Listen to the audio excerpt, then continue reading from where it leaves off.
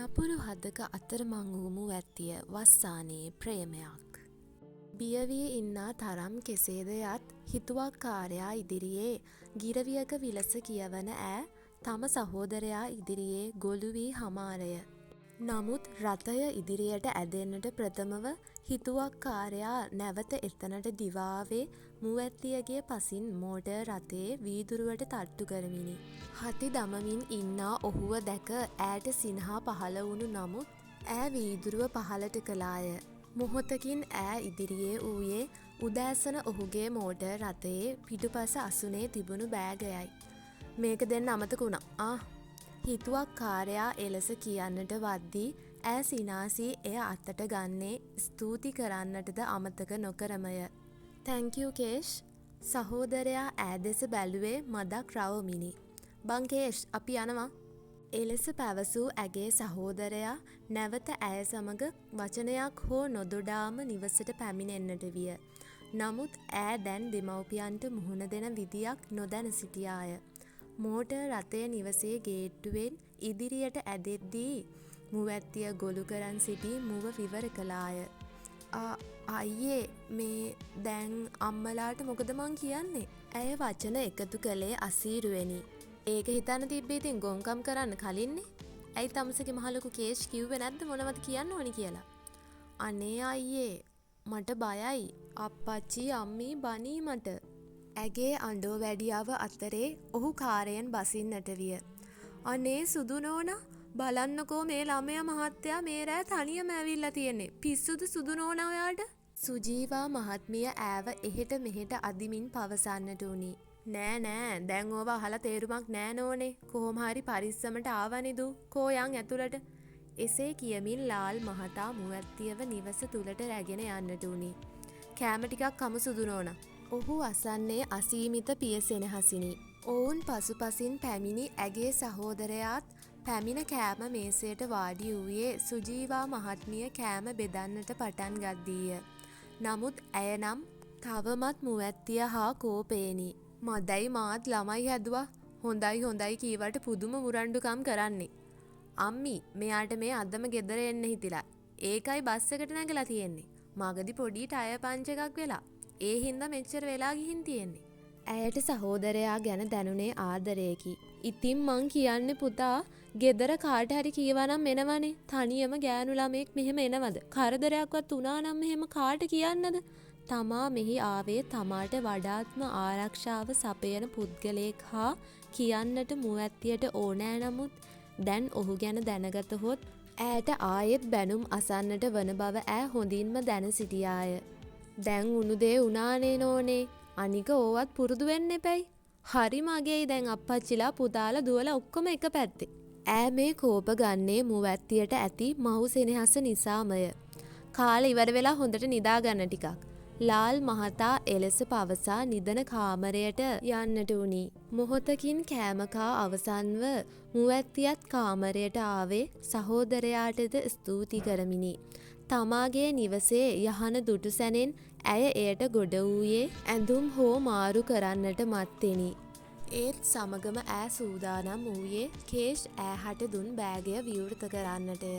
එය විවෘත කළ ඇය දුටු දේ නිසා ඈට සතුටක් දැනුනි. එහි වූයේ පාසලඹකි. හිතුවක්කාරයා තමාට මෙවැනි දෙයක් කෙදිනක හෝ තෑගි කරාවී යැයි ඇය සිතා තිබුණේවත් නැත. ඉතින් එය තම පාදය පැළඳ එහාට මෙහාට යන්නට වූයේ එහි හැඩ බලමිනි. පරිස්සමෙන් එය ගලවා තැබූ ඈ ඔහුට දුරකථන ඇමතුමක් ගත්තේ තමා නිවසට පැමිණි බව පවසා ත්‍යාගයටත් ස්තුති කරන්නට. නමුත් ඔහුගේ දුරකථනය ක්‍රියා විරහිත කර තිබුණි. ඉතින් ඈ ඔහුට කෙටි පණිවිඩයක් තබා සැහැල්ලු රෑ ඇඳුමකට මාරු වී නිදි දෙව්දුව සොයා යන්නට වුණි. පසු දින පුරුද්දට උදේ පාන්දරින්ම නැගිටින්නට ඌවත් ඈ යහනේ එහාට මෙහාට පෙරලි ඉන්නට උනේ තමා ඉන්නේ සුපුරුදු සුව පහසුම තැන නිසාය. තවමත් උදෑසන 5 පසු වූවා පමණි. ඉතින් යහනින් නැගිටගත් ඈ පහළට එන විටත් තම මෑණියන් උදෑසන ආහාර පිළියෙල කරමින් ඉන්නවා දැක එතැනට පැමිණ ඈව පසුපසින් තුරුල කරගන්නට උනේ තවමත් ඈ කෝපයෙන් යයි සිතමිනි. මොකද මේ හුරතලේ? ඊයේ වැරද්දට සමාව නම් ලැබෙන්නේ නෑ. අනේ අම්මී සමාව දෙන්නකෝ ප්‍රොමිස් ආයේ එහෙම දෙයක් කරන්නේ නෑ මං. ඈ පවසන්නේ හුරතල් හඬිනි. පුදුම හුරතලයක් නෙමේක. කෝ තේක හදන්නද එහාට වෙන්නකෝ ඉතින්. අනේ ටිකක් මෙහෙම ඉන්නම්කෝ. ඉතින් මොහොතක් එලෙසම සිටි මුවැත්තිය කෑම මේසෙන් වාඩි වූයේ තවමත් නිදි ගැට කඩමිනි. සුදු නෝනා දැන් කොහොමද ඉස්කෝලේ වැඩ? කරන් යනවා අම්මි.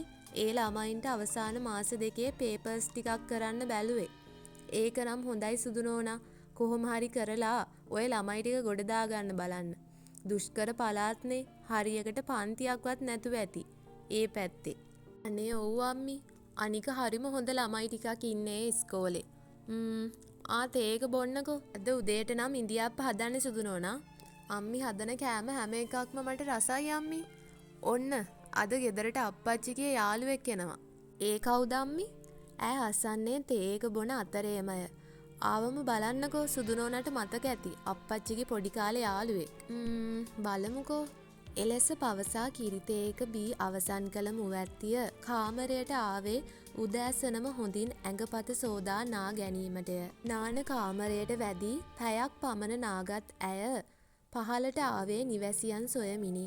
නමුත් ටික වේලාවකින් නිවස ඉදිරියේ නවත්වන්නට වූ මෝටරයක් ඈ නෙත ගැටුණි. ඒ උදෑසන සුජීවා මහත්මිය පැවසූ පිරිස වන්නට යැයි සිතා ඈ ලාල් මහතා සොයා යන්නටුනි. අප්පච්චි අන්න කවුද ආවා?